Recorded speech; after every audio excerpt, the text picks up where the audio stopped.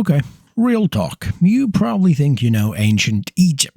Pyramids, mummies, Cleopatra, guys in eyeliners moving giant rocks around. Hold my scroll, because the real story of daily life in ancient Egypt is so much stranger, messier, and honestly more relatable than anything your history teacher ever put on a slide. So let's go back, way back. We're talking 3,000 years of civilization along the Nile River in northeastern Africa. For context, ancient Egypt lasted so long that Cleopatra lived closer in the time to us than she did to the construction of the Great Pyramid. Let that sink in for a second. The pyramids were ancient history to the ancient Egyptians. So what was it actually like to wake up in ancient Egypt on a regular Tuesday? Let's find out. First thing, forget sleeping in. The Egyptian day started at sunrise. No exceptions. No alarm clock, no snooze button, just the sun coming up over the Nile and everyone getting to work. Most Egyptians were farmers, and farming basically ran on the Nile's schedule, not yours. The river flooded every year around July, depositing incredibly rich black soil on the banks. Then it receded, and farmers planted,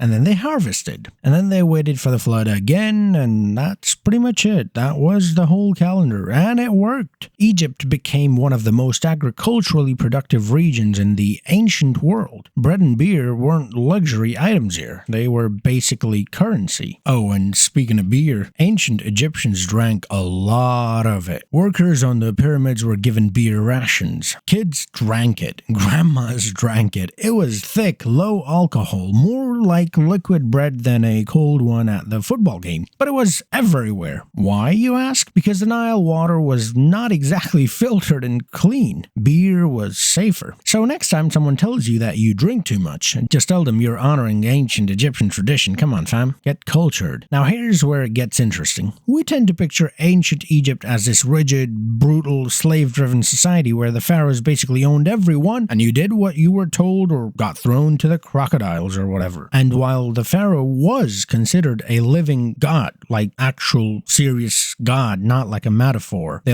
actually worshipped him, the day-to-day reality for regular Egyptians was a lot more nuanced than that. Here's something wild. Ancient Egyptian workers went on strike. One of the earliest recorded labor strikes in human history happened in Egypt around 1170 BCE. Workers building the royal tombs at Deir el-Medina stopped working and sat down outside the temple, refusing to move until they got their rations, basically their wages in grain, oil, and cloth. And it worked. They actually got paid. They weren't free citizens in the modern sense, but they weren't passive either. They had rights, they had complaints, and apparently they were not afraid to make those complaints extremely loud. Alright, before we continue into this video any further, I just want to share this program that I started recently, and it really helped me relax and focus while I was working. I'll leave the link in the description as well as the pinned comment, and you can check it out. Let's get back to the video. Let's talk about what Egyptians' homes actually looked like. Forget the massive stone temples. Those were for gods and dead people.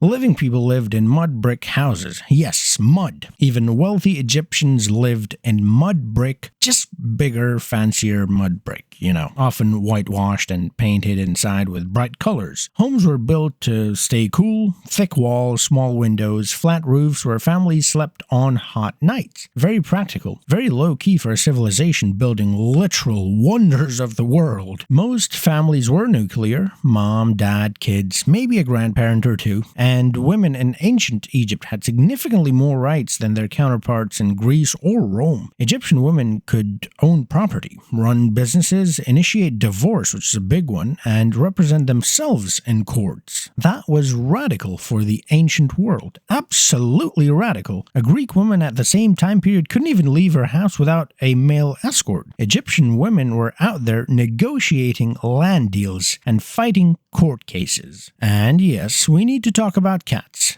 ancient Egyptians didn't just like cats, they were absolutely obsessed with these furry beasts in a way that makes modern cat Twitter look completely reasonable. Cats were associated with the goddess Bastet and were considered protectors of the home. Killing a cat, even accidentally, could be punishable by death. When a family cat died, Egyptians shaved off their eyebrows in mourning. Cats were sometimes mummified and buried with their owners. There are entire cat cemeteries. Archaeologists have found hundreds of thousands of mummified cats. Egypt basically invented the internet's favorite animal and gave it a deity-level PR campaign. Okay, let's pause for a second because I want to loop back to something I mentioned earlier. The idea that the pyramids were built by slaves. You've probably heard this, maybe you learned it in school. Here's the thing. Current archaeological evidence strongly suggests that pyramid builders were not, in fact, slaves. They were paid workers. They had villages, bakeries, breweries, and medical care. They got workers' comp.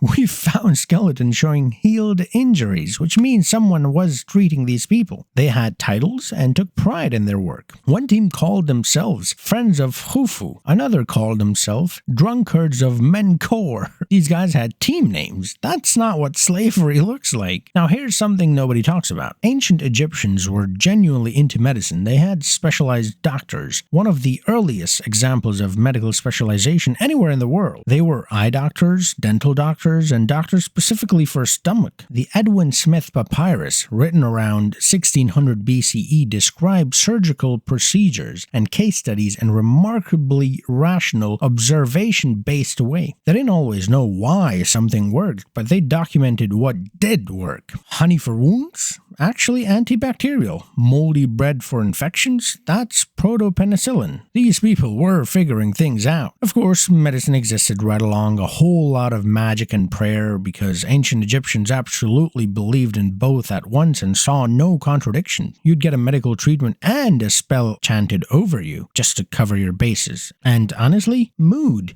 Let's talk about how the Egyptians actually looked like, because this part is genuinely great. Both men and women wore kohl eyeliner. That thick black stuff around the eyes you've seen in every movie. But it wasn't just aesthetic. Kohl had antimicrobial properties and helped reduce glare from the sun, so the smoky eye look was also functional and sunglasses. Additionally, Egyptians shaved their heads to avoid lice and wore elaborate wigs instead. Wigs that were sometimes made from real human hair styled with beeswax. Now, rich Egyptians had cone-shaped, perfumed fat placed on their wigs at parties that would slowly melt over time and release fragrance throughout the night. Yes, really, melting, scented fat cones. Fashion was different back then, and honestly, slay, queen. Alright, so what about religion? Because you cannot understand ancient Egypt without it. The Egyptian pantheon had over 2,000 gods and goddesses. 2,000! There was a god for almost every concept, animal, and force of nature you can think of. Ra for the sun, Osiris for the dead, Thoth for writing and knowledge, Sobek, the crocodile god, who was both feared and worshipped, partly because, again, the Nile had a lot of crocodiles. Temples weren't places where regular people went to pray. They were houses for the gods, maintained by priests. The average Egyptian worshipped at home shrines and during public festivals, which were basically massive street parties with food, music, and processions. Religion was less Sunday sermon and more street carnival. And death? Oh,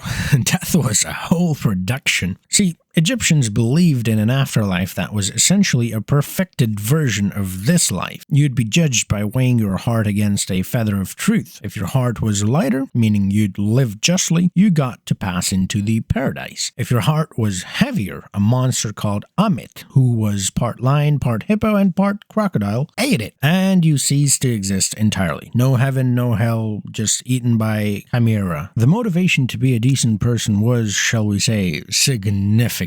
Mummification wasn't for everyone. It was expensive and elaborate, but ordinary Egyptians still believed in the afterlife and were buried with whatever they could afford. A few amulets, some food, maybe a small figurine. The idea was the same across all social classes. You keep living after death. You just need your body and your stuff. So what's the takeaway here? Ancient Egypt wasn't a civilization of mysterious alien-level beings building things we can't explain. It was a civilization of real, complicated, surprisingly relatable people. People who went on strike for fair pay, loved their cats to an almost concerning degree, figured out that honey heals wounds, wore wigs to beat lice, and spent enormous energy preparing for death they weren't afraid of because they genuinely believed something good waited on the other side. That's not the Egypt of movie posters and Halloween costumes. That's something way more interesting. And if you've made it this far, first of all, you're officially a history person now. Welcome. And if you want more stories like this, the wild ones, the forgotten ones, and the ones that sound completely made up but are absolutely true and factual, this is the channel for you. Like this video if it made you think, subscribe so you don't miss the next one, and drop a comment with the most surprising thing you learned today. I read every single one. Until next time, history's got more where that came from, and hold my scroll and give it a little tug. Before I go though, just a reminder, that program that I spoke of, it really did help me focus while working, and especially relax after I'm done working. It's an audio program that you can listen to while working or working out or just staring at the wall. It's pretty convenient. Like I said, link in description, also in the pinned comment below. That's how you can support me without any extra cost to you. Thank you so much for watching this video.